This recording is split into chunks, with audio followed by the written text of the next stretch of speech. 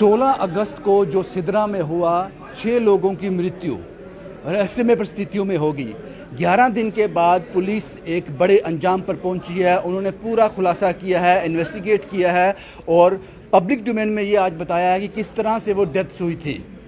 और जाहिर सी बात है पुलिस ने इसमें बड़ी मेहनत की है।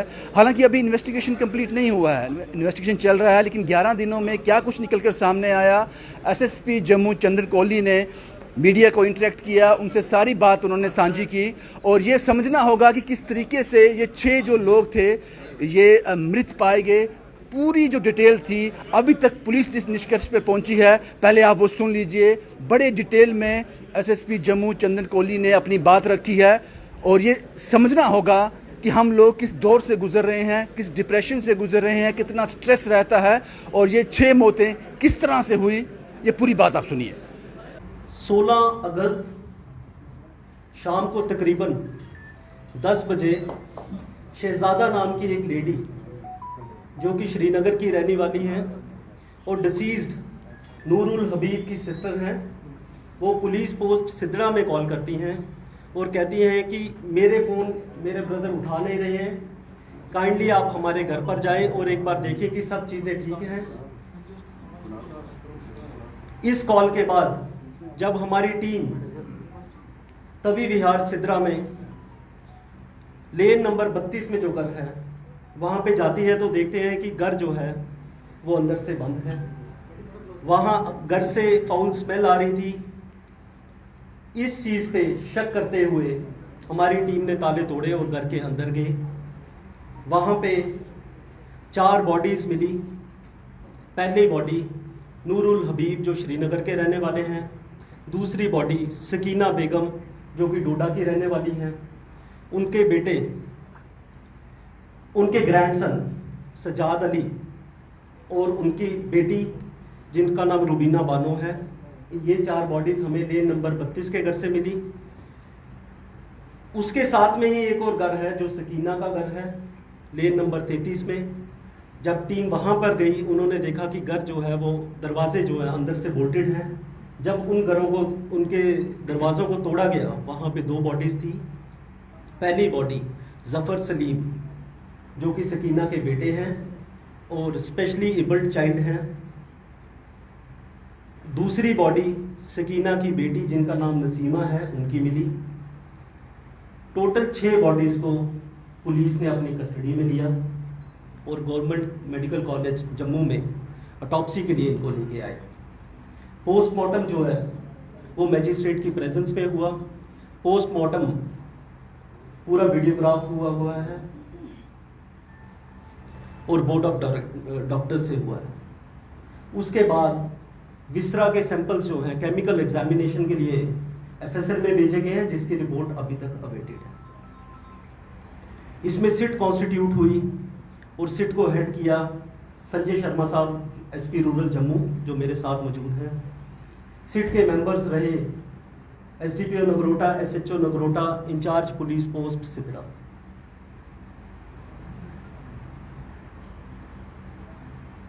तफ्तीश के दौरान हमने ये पाया कि नूरुल हबीब जो श्रीनगर के रहने वाले हैं, तकरीबन 1997 में, आज से 25 साल पहले ये जम्मू में मूव किए। कंसल्टेंसी का ये काम करते थे और इनके घर में सकीना नाम की जो लेडी है, डोडा की रहने वाली है, वो एज ए डोमेस्टिक हेल्प काम करती थी। मेडिकल इश्यूज भी थे इनके, इन द सेंस कि मैंने पहले ही बताया 2 बच्चे डिफरेंटली एबल्ड थे, स्पेशली एबल्ड थे।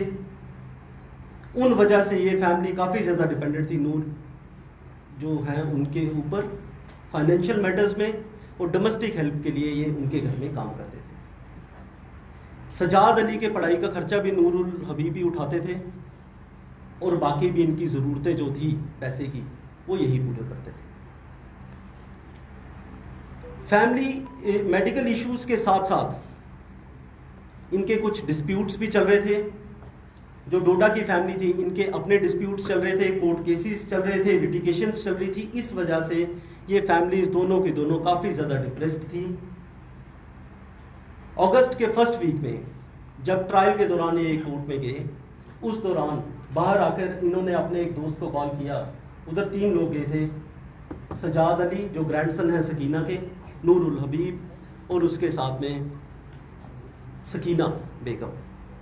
बाहर आके इन्होंने अपने एक दोस्त को कॉल करके बताया कि जो हमारे विटनेस भी हैं कि इस ज़िंदगी को जीने का कोई फ़ायदा नहीं है, हमें मेडिकल इश्यूज़ भी बहुत ज़्यादा हैं, मैं खुद भी सीए से सफ़र कर रहा हूँ, इस चीज़ को अभी हमने पुख्ता करना है, एज ए एविडेंस अभी पेपर से इकट्ठे करने हैं, क्या ये सच है कि नहीं। उसके सिवा जो उन्होंने बोला कि हमारी बाकी लिटिगेशंस भी चल रही हैं, लैंड के डिस्प्यूट्स भी चल रहे हैं, तो बेहतर है इस ज़िंदगी को ख़त्म कर दिया जाए।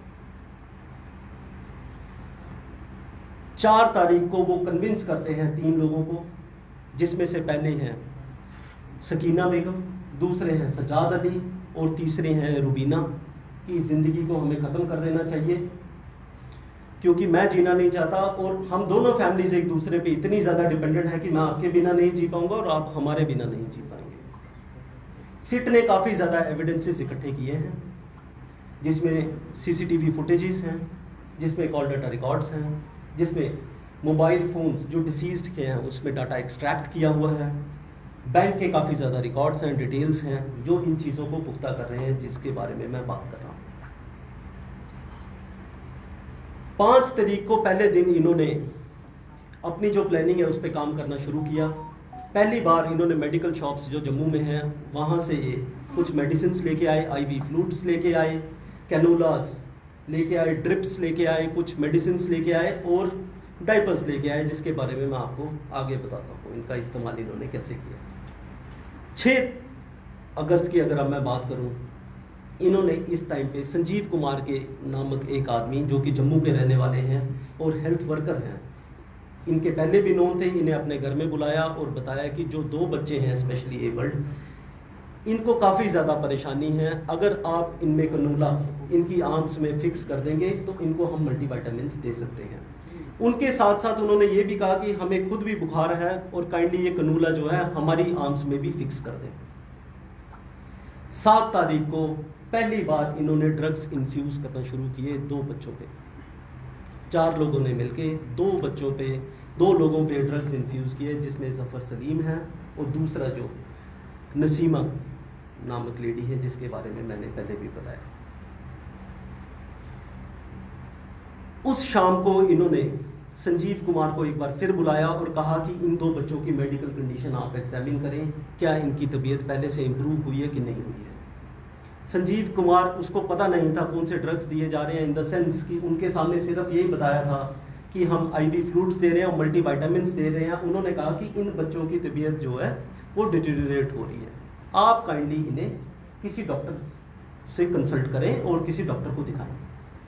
7 तारीख को ही ये एक आदमी जिसका नाम विजय कुमार है, जो बाई प्रोफेशन एक प्लम्बर है, उनको बुलाते हैं नूरुल हबीब अपने घर पे और उन्हें ये थोड़ा सा तफसीलन समझा देते हैं कि हम अपनी ज़िंदगी ख़त्म करने जा रहे हैं, तो काइंडली जो 33 नंबर लेन में घर है उसके पीछे आप एक पिट खोद दें, एक खड्डा खोद दें जहाँ पे 2 बॉडीज़ को बरी किया जा सके। इसके बाद 9 तारीख को विजय कुमार आते हैं, 2 लोगों को अपने साथ एंगेज करते हैं और इस घर में खड्डा खोद देते हैं और इसके लिए नूरुल हबीब उन्हें 2.5 लाख रुपया देते हैं, जिसमें से हमने काफ़ी कैश, अब अरेस्ट कर लिया गया है इनको, विजय कुमार को, और काफ़ी सारा कैश हमने we have seized that cash. 12 तारीख को इसके बाद हमारी तफ्तीश के हिसाब से, जबकि अभी पूरी रिपोर्ट्स आना बाकी हैं, 2 लोगों की डेथ हो गई थी, जिसमें से पहले जो शख्स थे उनका नाम है ज़फ़र सलीम और जो दूसरी लेडी है जिनका नाम है नसीमा। उसी दिन इन्होंने इसके बाद प्लान किया कि सकीना नाम की जो लेडी है, अब इसको हम ड्रग्स इन्फ्यूज़ करेंगे। इसके साथ साथ मैं आपको एक और चीज़ बताता चलूँ जो कि काफ़ी इम्पोर्टेंट है कि किस तरीके से इन्होंने ये सारी चीज़ें प्लान की। 6 अगस्त के बाद दोनों ही घरों में सीसीटीवीज़ थे, उनको डीएक्टिवेट कर दिया जाता है, डिसेबल कर दिया जाता है ताकि कोई भी फुटेज कवरेज उसकी ना हो सके। दूसरी चीज़, इन्होंने एसीज़ का टेम्परेचर काफ़ी कम रखा था, ये उस टाइम में भी हमने मौके पर जाकर देखा था, ताकि जो है बॉडीज़ डिकम्पोजिशन होने में थोड़ा सा वक्त लगे। तीसरी चीज, इन्होंने फ्रेग्रेंस के लिए डिस्पेंसर्स लगा रखे थे ताकि जो परफ्यूम है, सेंट जो है वो हवा में फैलती जाए और जो फाउल स्मेल है वो बाहर ना आए। चौथी चीज, इन्होंने ये सारी चीजें छुपाने के लिए डाइपर्स का इस्तेमाल किया था, जो कि हर एक डिसीज्ड की बॉडी में था। बॉडीज एक्सक्रीट जब कुछ करती हैं उसकी एक स्मेल होती है, उस स्मेल को छुपाने के लिए इन्होंने ये वाली चीज़ का एक इस्तेमाल किया, डाइपर्स का, जो कि मेडिकल बिल्स भी हमारे पास उस चीज़ के मौजूद हैं और सीसीटीवी कवरेजेस हैं और कॉल डाटा रिकॉर्ड्स भी उन चीज़ों के हमारे पास मौजूद हैं। नूरुल हबीब ने अगस्त के महीने में जलंधर के एक वेंडर के पास अपने घर में इस्तेमाल करने के लिए कुछ जिम का सामान ऑर्डर किया था। 13 अगस्त को ये वापस वेंडर को कॉल करते हैं जलंधर में और कहते हैं कि हमें इस सामान की अब जरूरत बिल्कुल नहीं है, हमारे घर में जितने भी लोग हैं वो काफ़ी ज़्यादा बीमार हैं और हमें ये सामान आप बिल्कुल नहीं चाहिए, तो कृपया करके ये अपना सामान आप अपने पास ही रखें।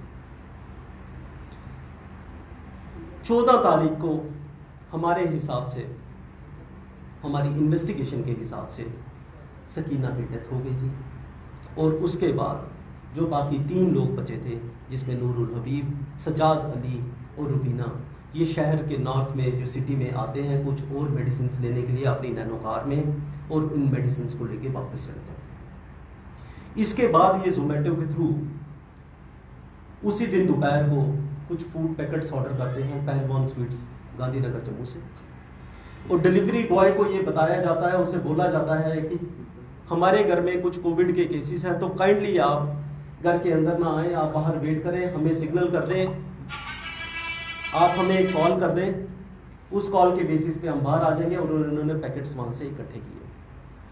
14 तारीख की शाम को इन्होंने फिर एक बार संजीव कुमार को अपने घर में बुलाया, और जैसे कि नॉर्मली अगर कोई पेशेंट बीमार होता है, कैनुलास को फिक्स करने के लिए, उसको फ्लश आउट करने के लिए, उसको क्लियर करने के लिए उस चीज़ की मदद ली। 15 तारीख को सुबह तक हमारी इन्वेस्टिगेशन के हिसाब से रुबीना की भी डेथ हो गई थी। लास्ट टाइम इन्होंने संजीव कुमार को अपने घर पे बुलाया, जिनको इल्म नहीं था कि ये किस लिए ये सारी चीज़ें हो रही हैं। वो उस टाइम तक यही सोचते रहे कि शायद ये इनको ठीक करने के लिए है। और जो नैनो कार है उसमें ये 2 लोग बैठे घर के बाहर, और एक बार फिर से मेडिकल एडवाइस ली और बोला कि हमारे कैनुलास को, नए कैनुलास को एक बार फिक्स कर दें। 15 तारीख की शाम को हमारी तफ्तीश के हिसाब से इन 2 लोगों की डेथ हो गई थी। और जैसे कि मैंने प्रेस कॉन्फ्रेंस शुरू की थी कि 16 की तारीख की शाम को हमें कॉल रिसीव होती है। अभी कुछ रिपोर्ट्स आना एफएसएल की बाकी है, बाकी भी चीज़ों पे हम कुछ काम कर रहे हैं, जो तफ्तीश के बाद हम आपसे शेयर कर लेंगे। अगर आपका कोई सवाल है तो काइंडली आप एक एक करके। नहीं, ऐसा बिल्कुल नहीं है। It has not come to. Sabina ने डोडा में 38 लाख की प्रॉपर्टी बेची है, वो कैश कहाँ है? वो कैश इन्होंने यूज किया है। ये घर भी खरीदा है इन्होंने, जो 33 नंबर लेन में है, जिसका मैंने जिक्र किया है, और बाकी जो थे इन्होंने अपने खर्चों पे वो पैसा इस्तेमाल किया था। तो कुछ बैंक में भी अभी इनका पैसा जमा है। मेडिसिन कौन सी यूज की गई? 6 तारीख को उन्होंने लगाया और 12 तारीख को डेथ हो रही है। 6 दिन उनको कैनुला लग रहा है। 7 तारीख को कैनुला 6 को फिक्स किया, मेडिसिन 7 को इन्फ्यूज की, 12 तारीख को हमें लगता है डेथ हुई। जो वकवा 5 दिन का है, आप शायद उसकी बात कर रहे हैं। मैं उसमें यही चीज़ बताना चाहूँगा कि केमिकल एग्जामिनेशन के लिए हमने ये चीज़ें भेजी हुई हैं एफएसएल में। उसकी डिटेल्ड रिपोर्ट आना अभी बाकी है, ऑटोप्सी की, पोस्टमार्टम की रिपोर्ट अभी आना बाकी है। बट डेफिनेटली ड्रग्स जो यूज़ किए थे, विजुअलाइज्ड ड्रग्स थे, उनका अब किस तरीके से उन ड्रग्स ने रिएक्ट किया है और क्या क्या कौन कौन से वो ड्रग्स थे, वो रिपोर्ट के बाद ही पता लगेगा।